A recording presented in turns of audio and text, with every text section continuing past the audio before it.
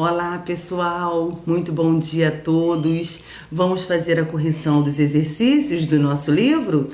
Então, semana passada eu passei para vocês os exercícios, né, das páginas 240 até a página 246.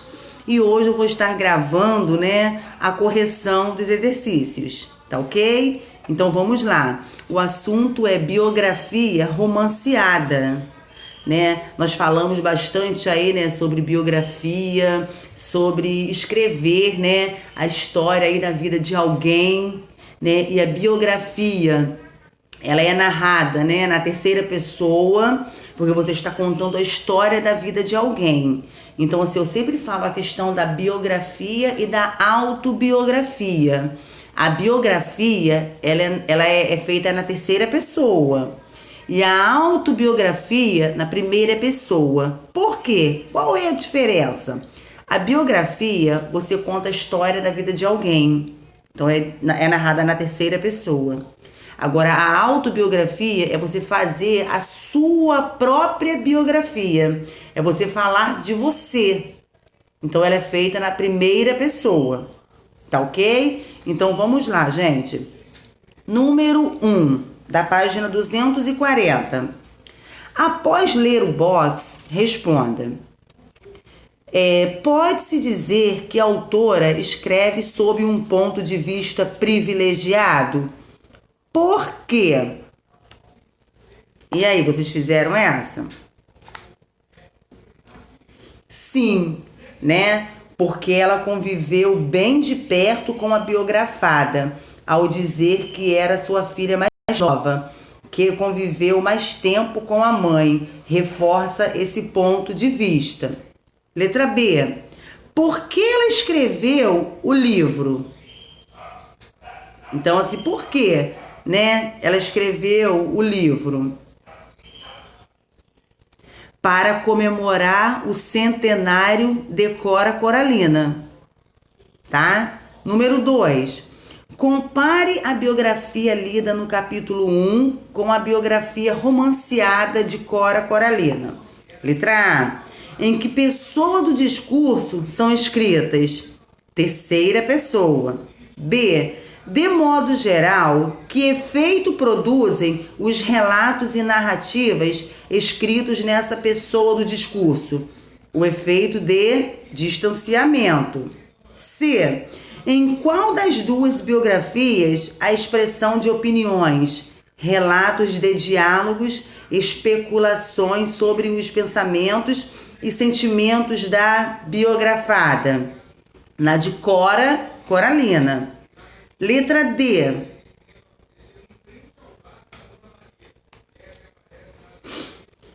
Qual das duas biografias apresenta um ponto de vista subjetivo na narração, mesmo sendo escrita em terceira pessoa?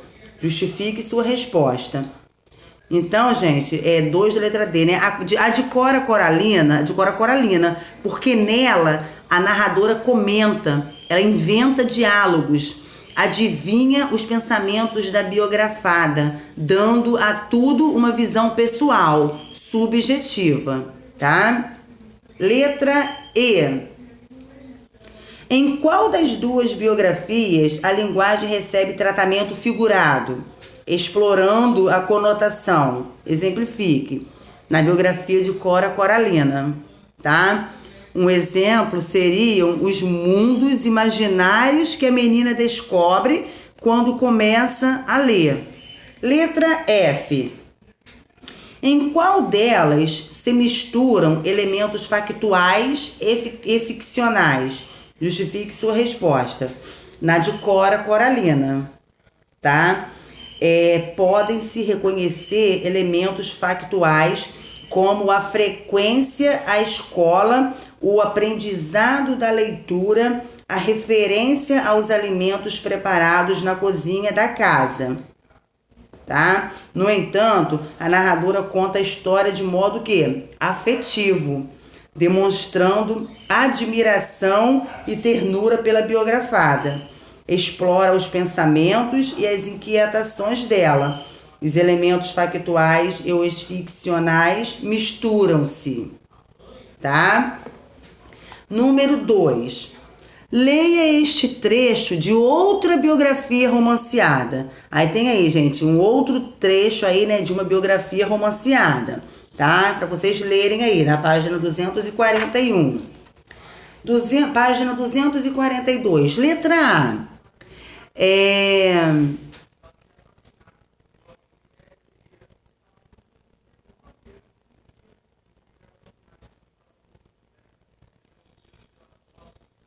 Podemos?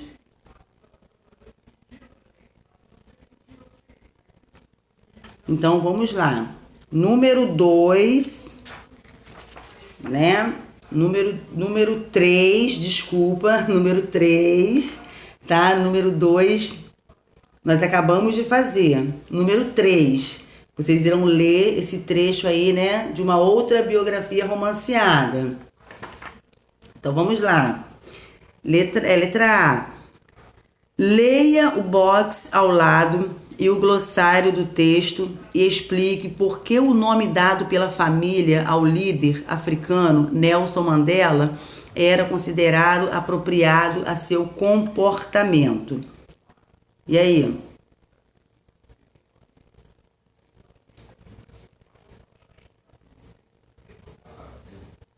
Aí vocês vão falar aí por que, né? Como diz aqui, ó, leia o box ao lado e o glossário do texto e explique por que o nome dado pela família ao líder africano Nelson Mandela era considerado apropriado a seu comportamento.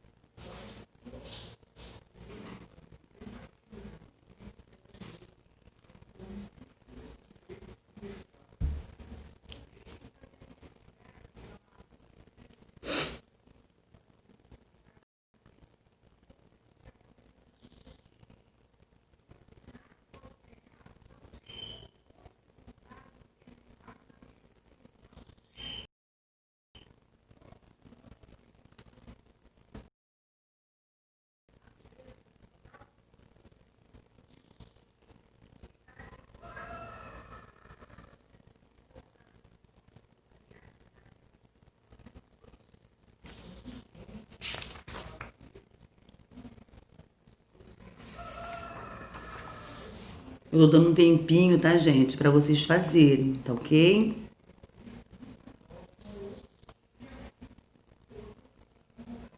É só vocês lerem aí o box ao lado, tá? E o glossário do texto.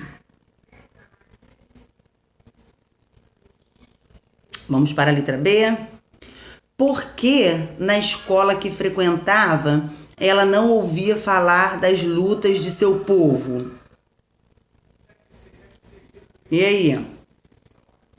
Porque a escola era baseada nas histórias e na cultura dos colonizadores ingleses, tá?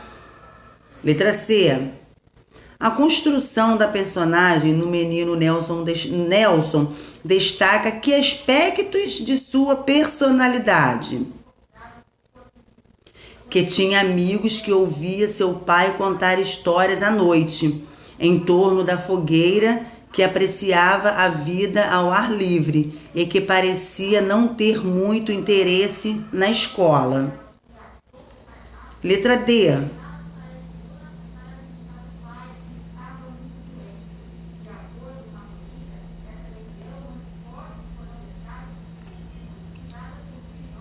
E na letra D, ó, releia o início da história. Numa manhã de março, o mês das primeiras frutas e dos últimos dias de verão, Maxon deixou as ovelhas e os bezerros postando no vale e subiu a colina para encontrar Rolinha.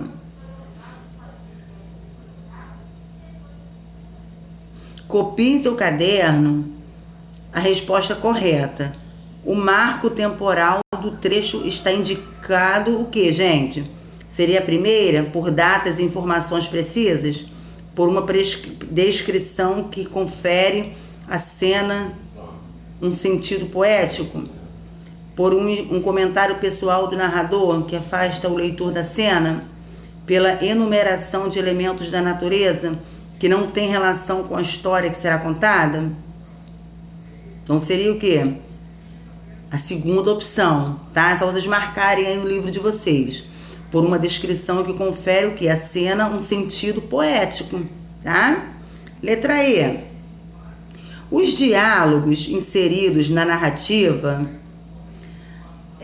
têm que função? Letra E. Dão a ela mais o quê? Vivacidade, mais dinamismo e põe o leitor em contato direto com as personagens, tá? Letra F. Nos 2 últimos parágrafos, os comentários permitem que o leitor conheça o ponto de vista do narrador sobre a história a ser contada. Que crítica pode ser percebida? A crítica à falta de ligação da escola com a cultura sul.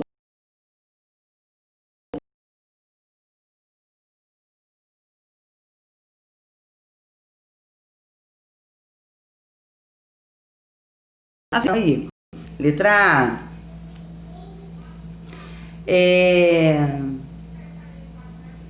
Os 2 trechos lidos falam de uma etapa de vida dos biografados. Que interesse tem essa época de suas vidas para uma biografia? O nome de batismo, né, significava encrenqueiro, o que arruma confusão. Nelson Mandela arrumou muitas confusões ao longo da vida, porque defendeu o direito da igualdade para os negros em seu país. B.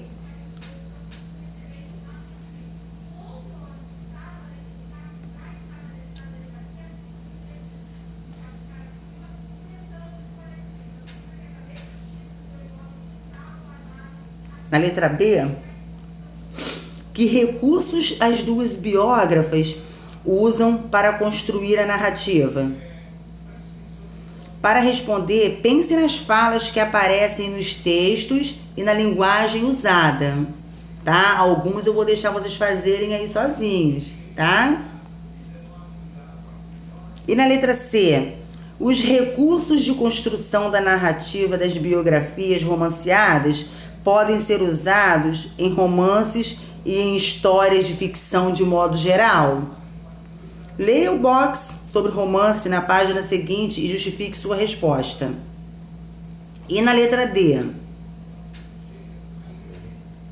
veja o sentido da palavra romanceado no dicionário, tá? Então vocês consultem aí o dicionário, tá bom? E significa, vocês irão, né, ver lá no dicionário que significa, né, que a biografia foi escrita como se fosse um romance, da maneira como se escreve, um romance imitando a escrita de um romance.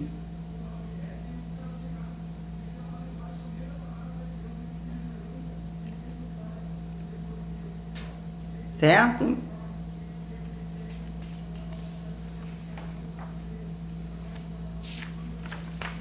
Número 5. No caderno, você vai fazer uma tabela com 2 colunas. Esse número 5 aqui, tá? Nós iremos pular, tá? Não iremos fazer o número 5 hoje, tá ok? Vamos pular o número 5.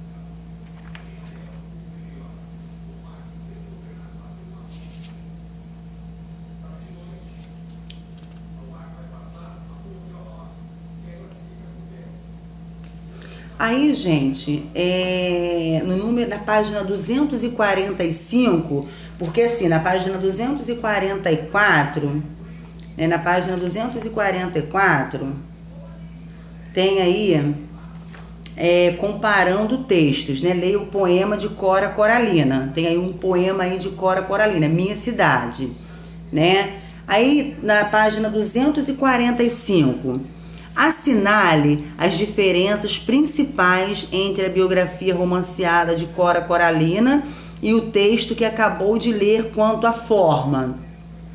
A biografia romanceada é escrita em prosa, tá, gente? Então, a biografia romanceada é escrita em prosa e o poema em versos. E quanto à pessoa do discurso, a biografia romanceada é escrita em terceira pessoa, o poema em primeira.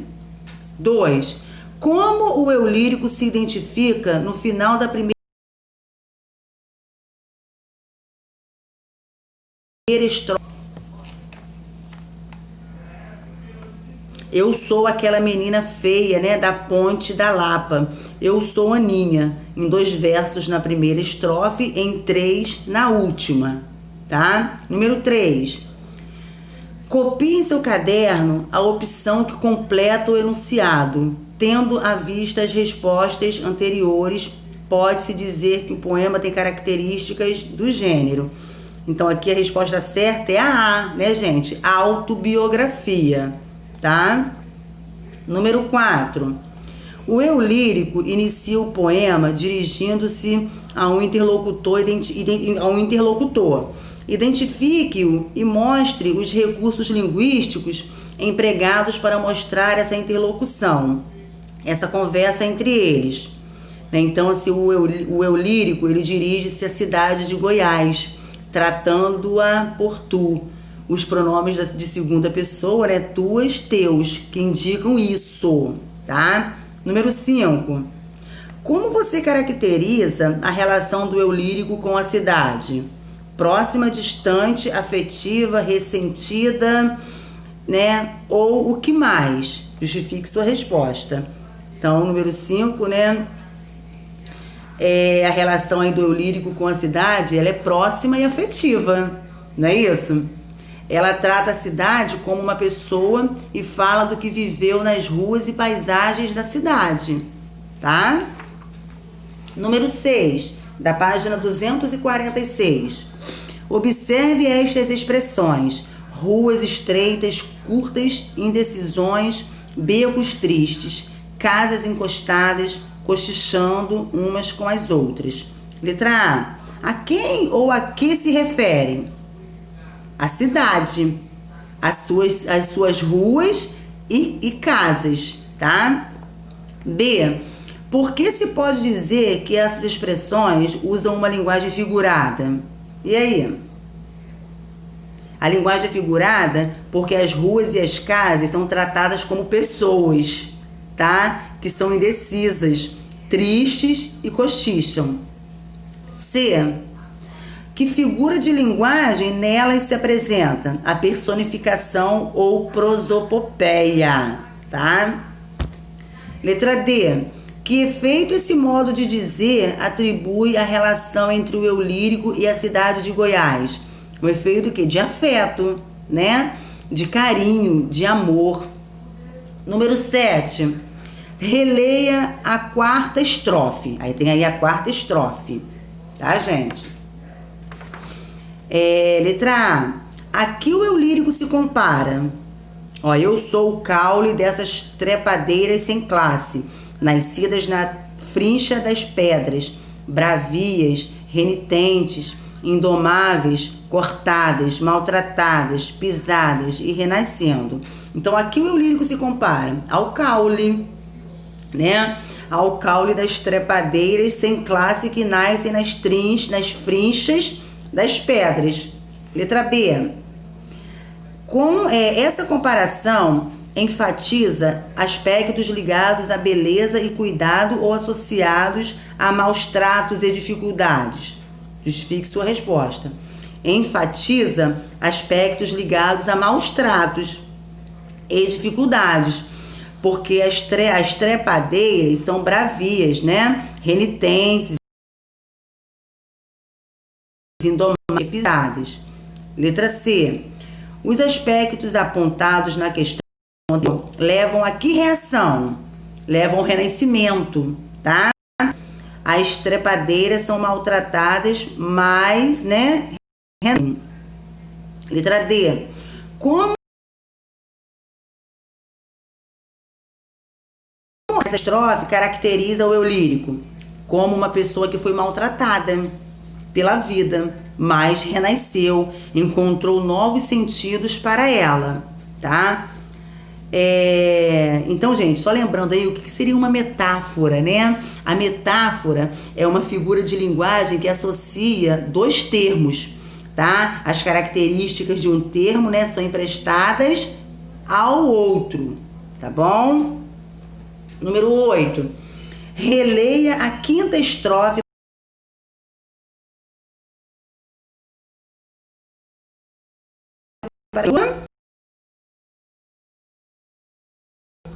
Sou a dureza desses morros. O eu lírico se compara aos morros, né, que é o termo A, e associa a si mesmo, que é o termo B, as características deles: revestidos, enflorados, lascados, lanhados, lacerados, queimados e etc. Tá? Letra B. Que relação tem a metáfora da quinta estrofe com a da quarta estrofe? Que características do eu lírico elas reforçam?